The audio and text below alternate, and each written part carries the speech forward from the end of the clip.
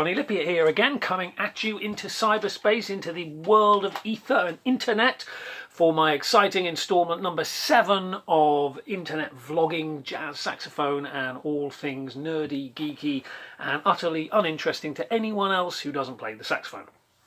So I wanted just to start today's vlog by just quickly recapping on a couple of things I went over yesterday in my reed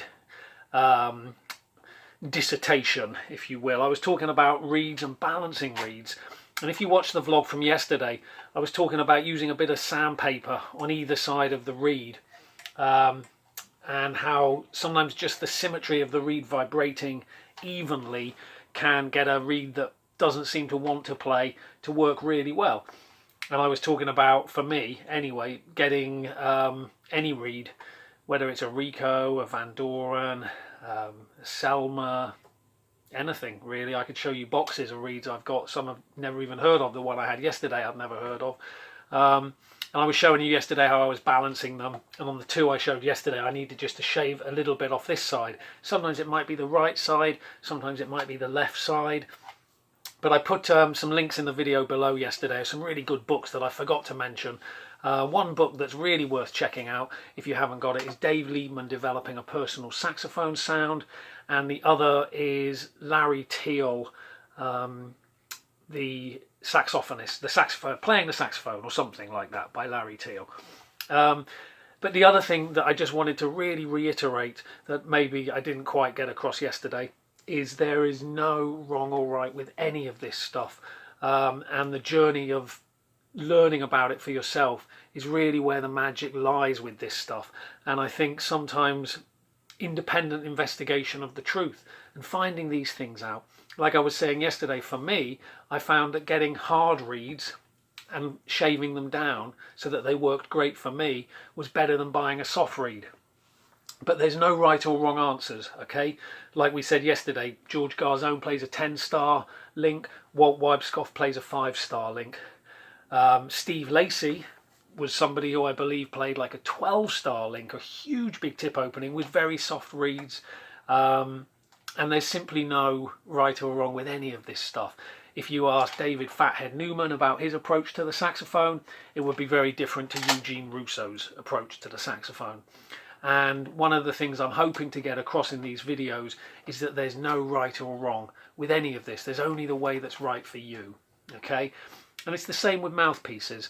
I know we can all get caught up in the absolute neurosis, and I think it is a disease in many ways, a mouthpiece neurosis disease about, is a New York Otto link with a 7 ligature better than a 6-star with a Van Doren ligature, and which, you know what? They all sound like you. They really do. And we have to remember that. What happens is, maybe if you're trying maybe an Otto link versus a Selma soloist, to begin with you might think, oh, one sounds louder, one sounds quieter, one projects more, one feels faster, it plays better time. But I guarantee you a week later you would have made subconscious adjustments in your embouchure and you will sound like you anyway. Okay, it's really important to remember this. And again, I'm speaking from experience because I wasted a lot of time and valuable resources and perhaps too much money, if I'm totally honest, on the mouthpiece trap. But there's no right or wrong. I said, I think in one of my videos, there's an interview with Pharaoh Sanders where he says he has over 500 mouthpieces in his collection. And there's another interview I read with Dexter Gordon where he said he only has 2 mouthpieces. So there's no right or wrong. There's what's right for you. Some people might prefer a high baffle mouthpiece, which obviously moves the air through the horn faster. Some people prefer the bigger open chamber. But you're going to sound like yourself on anything because it's your sound of you, right?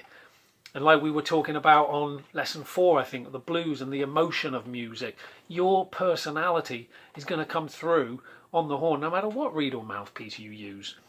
Now, you might have to work out what feels best for you, and for you it might be an 8-star link, it might be a 4-star link, it doesn't matter, but the sound of you is going to come through no matter what. And I always remember a great story Emilio Lyons told me in Boston, the great repair guy.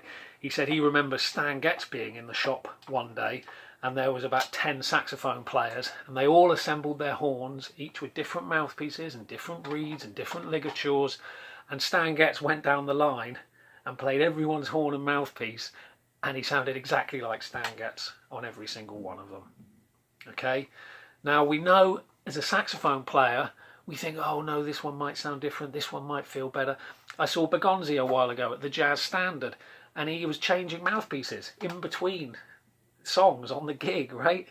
Now obviously he was experimenting on which one felt right for him, and maybe he, as a player, he felt a difference, but as a listener, they sounded exactly the same. He sounded like Jerry Bergonzi on any mouthpiece, because it's Jerry Bergonzi, right? It's the sound of him coming out of his horn. So just wanted to recap yesterday's lesson, because if you watch the video, I had a little helper interrupting me. It was a snow day in New York, so the schools were closed, so my son was here and wanted to get in on it. So I didn't quite conclude by just again saying there's no right or wrong, there's no right mouthpiece, there's no right reed, it's what's right for you. And part of this fun, exciting adventure is for you to find that out for yourself. Now, today's lesson, we are going to talk about the Be-Bop scale. Okay, because I thought I'd just do something a bit more on a basic level, perhaps for some more beginning improvisers. And I found this one of the most useful things that helped me get around the horn and helped me develop a sense of fluidity and learning things in all 12 keys. Now, if we take a major scale, right, we know what a major scale is. I'll play on the horn a major scale in C, so that's concert B flat, major scale in C.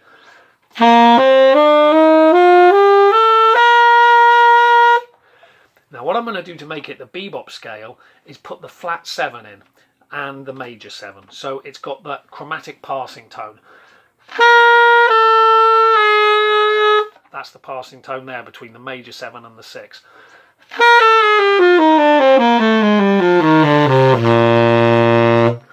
Okay, so that's the major Be-Bop scale. So it's a major scale with the flat and 7th. Now, maybe I should have done this video before my first one, which was on articulation, because this is a great scale to practice articulating various lines on. But I just wanted to just spend a bit of time talking about the Be-Bop scale, because it's a super useful scale to learn. Now, that one we just looked at there, C, B, B flat, A, G, F, E, D, C, right, is the C dominant 7 Be-Bop scale. And we would use that over a C7 chord or a G minor chord. That's the nice thing, right? You can use it over the 2 or the 5. So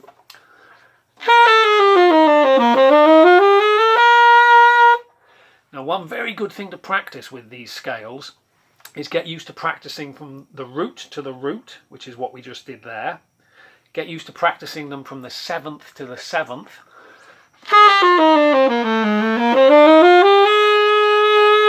So that's B flat to B flat. From the 5th to the 5th, which is G to G.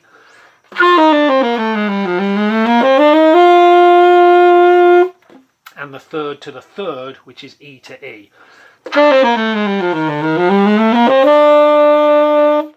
Yeah?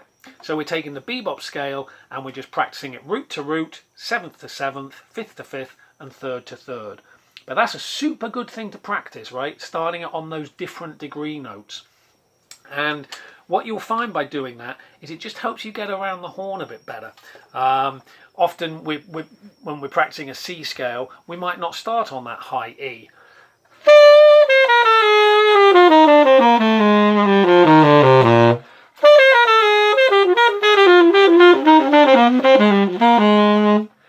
Now I added a couple of chromatic passing notes in there, you'll have to excuse me. But the point is, starting on the high E, could start on the high G, which is an altissimo note, which might be a wee bit harder, but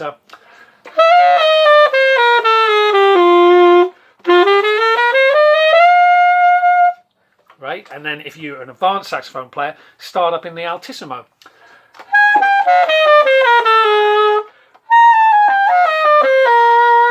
And so on and so forth, right? There's no end of taking basic stuff, but moving it along a little bit so we can get some meat on the bone with it. So, Be-Bop scales, right? Root to root, 7th to 7th, 5th to 5th, and 3rd to 3rd. Super good way to practice them, okay? Now that was the C Be-Bop scale. Let's take it up a semitone just so we can show you another one. So this, I'll do a C sharp, right?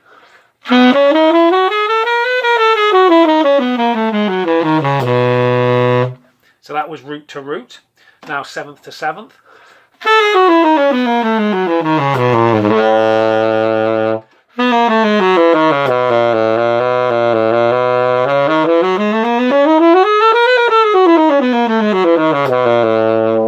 So that one's good because it gets the pinkies working down the bottom, right? Because you've got a C sharp, C, B, which is quite a gnarly little bit of the horn, I think, for me anyway. It may be super easy for you, but I find that low pinky thing, sometimes it takes some work. So I might even take those 3 notes and just practice going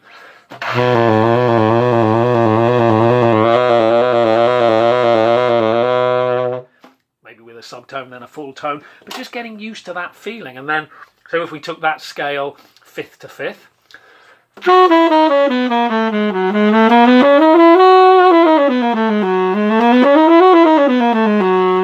and then 3rd to 3rd,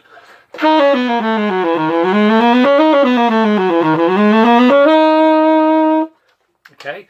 Now the reason the bebop scale is nice with the extra passing note, or any scale with the extra passing note, is it syncopates it, doesn't it? Then we get 4 eighth notes in the bar, and we arrive back on the root in the downbeat of the next bar, rather than playing a major scale which only has 7 notes. Another nice scale to work on, just because I'm going off on a tangent, but you know what I'm like by now, right, is the major bebop scale, which is the major scale with the flattened 6 as a passing note. So in C it would be C, B, A flat, G, F, E, D, C. And that one's nice because then, as we've said before, you get the dominant from the relative minor, right? So we know in C major, by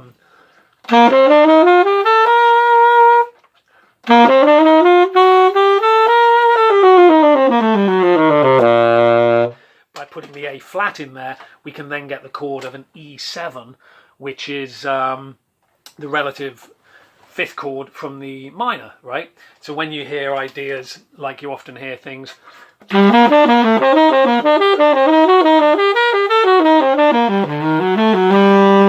that's really coming off the E7, isn't it? It's taking the diminished off the E7. But anyway, coming back on track to the bebop scales. So what is good practice is to just work these scales round the horn, starting on root to root, 5th to 5th, 3rd to 3rd, and 7th to 7th. Now, when you've got a bit more advanced at that, another good exercise is to take a scale, like let's say our D bebop scale, right, which is going to be a D major scale with the extra passing note of a C natural.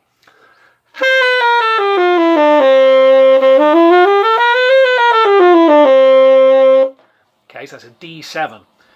So what minor chord would we use that on as well? Ding, ding, ding, ding, right? A minor 7, of course. Now, one thing, if you don't know already, I'm sure you do because you're probably all master improvisers, but it really helped me to get fluid and get fast with the minor and dominant 7 relationship. So if I say to you F sharp minor 7, you say B7. If I say C minor 7, you say F7. If I say D minor 7, you say G7. Right? You automatically can think of the 2 in relation to the 5. It's one thing for me as an improviser is when I see those 2-5 progressions, do away with the 2 chord. Just deal with the 5 chord, right? The 5 chord is the crest of the wave as an improviser, and that's where all the tension lies. And we know that improvisation is largely using the sculpting tools of tension and release, right? And the tension is on that 5 chord. So often if I see a chord chart and it's perhaps got D minor G7, D minor G7, C minor F7, C minor F7, do away with the 2 chord, it's just confusing the issue. Just take the 5 chord, right, and cut straight to where the magic on the 5 chord is. But that's just for me. You might have your own approach, but I find that super helpful. So let's take that D bebop scale before I go off on another tangent, and I just wanted to show you another exercise that's good to practice. So we were playing that from the root to the root, okay? D bebop scale, root to root.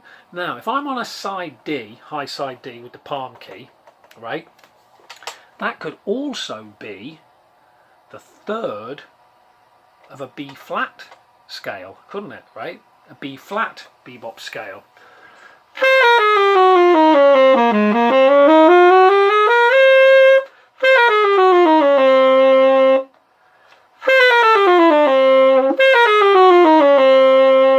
It could also be the fifth of a G bebop scale.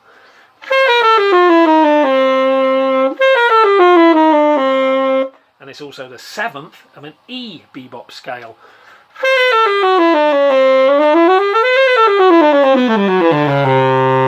So that's like super fun practice, to just take a note, any note, and think, right, I'm going to use this note as the root, as the seventh, as the third, and as the fifth. Okay, let's do another one. Let's take that up a semitone, and we'll play starting on a side E flat, right? So if we go E flat, we'll take it for the root to begin with. So we'll be... Okay, so that's taking it from the root, but we know E flat is also the seventh of F, so an F bebop scale, seventh to seventh. It's also the fifth of A flat.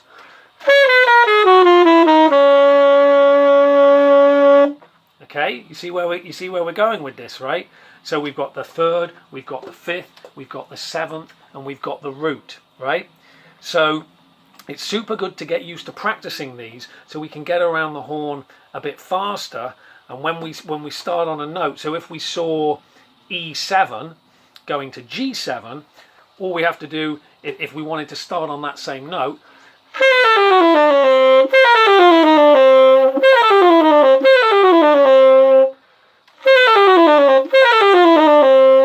only changing two notes, right?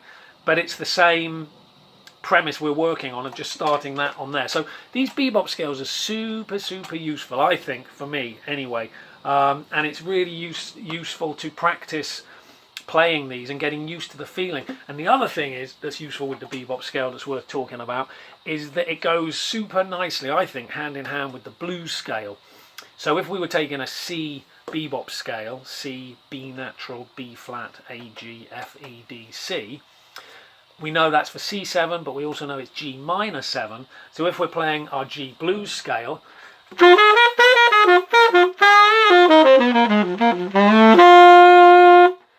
we can play that, and then the B flat, starting on the B flat or the C, or because it's a C bebop scale, fits nicely with our G blues scale.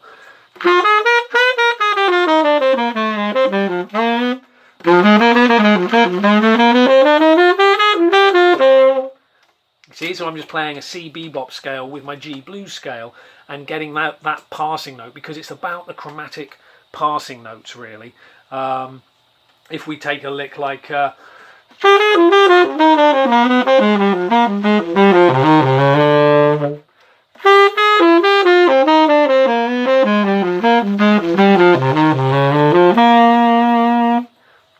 I'm just using chromaticism and passing notes. Now, there's tons of stuff written on this, on the bebop scale. I'm just showing you a couple of ways that I like to practice it, and it was a really helpful way of starting to get around the horn, learning these bebop scales and getting used to them, starting on the third, on the fifth, on the seventh, and on the root.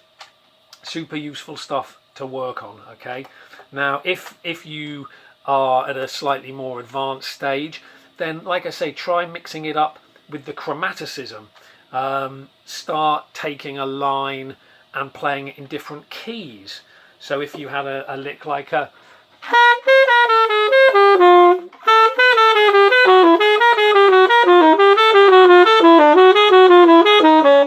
and you can see you're just taking that around the horn, which is super good. You might want to take a lick like a...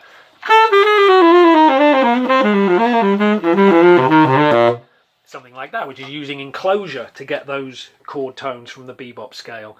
But it's a really useful scale to have in your arsenal. And if it's not one that you're familiar with, I would urge you, if it's your aesthetic, to move in that direction. It might well not be your aesthetic to move in that direction, because, as we said, there's simply no right or wrong. I'm only sharing with you some of my ideas of things that I've worked on that have helped me as an improviser.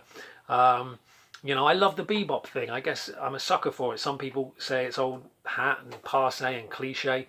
But when some of my favourite, one of my favourite players of all time, Steve Grossman, and his knowledge of the bebop scale and bebop lines is just super, super cool.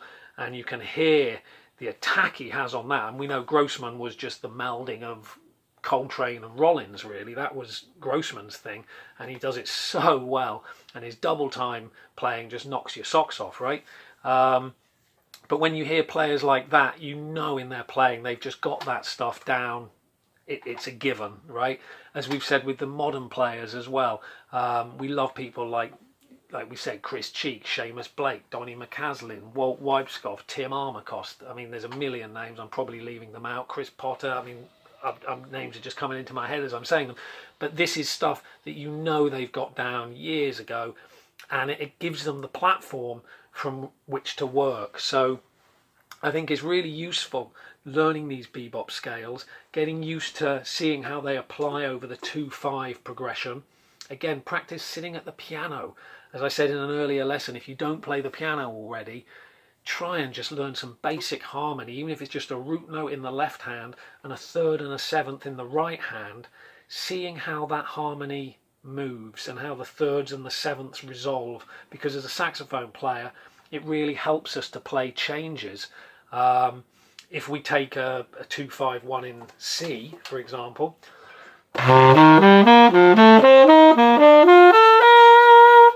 we know that the third and seventh of D minor, third and seventh of G7, so all we've done is brought the seventh down a semitone, right? And then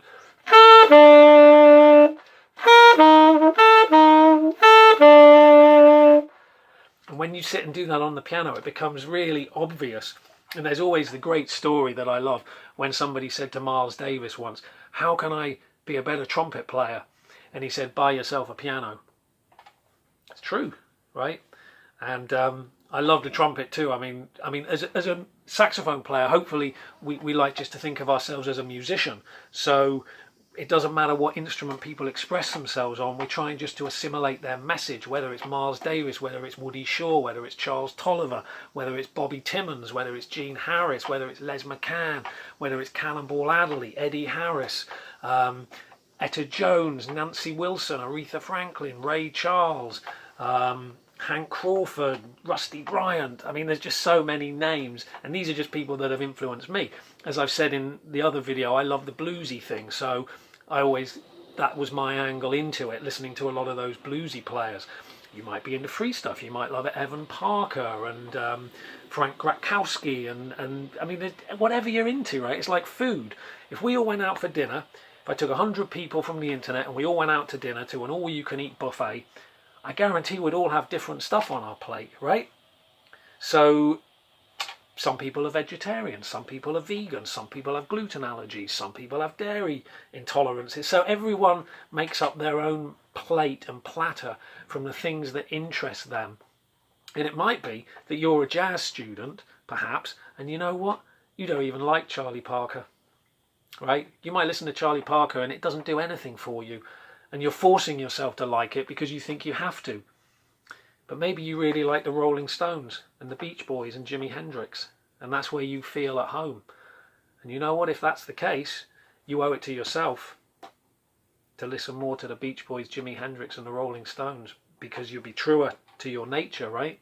And I used to see a lot with jazz students when I taught at the university in New Zealand. Many students who I don't actually even think really like jazz. We'd come back after the semester and I'd say, "What have you been listening to?" They'd say, "Nothing, I didn't listen to any jazz music." I'd say, "Really?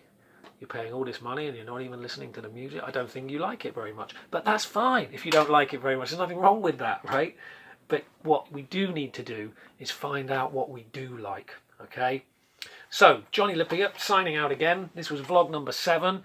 These are getting a bit waffly and long. Please forgive me. There's no right or wrong. There's only what's right for you. And with that, I will sign out.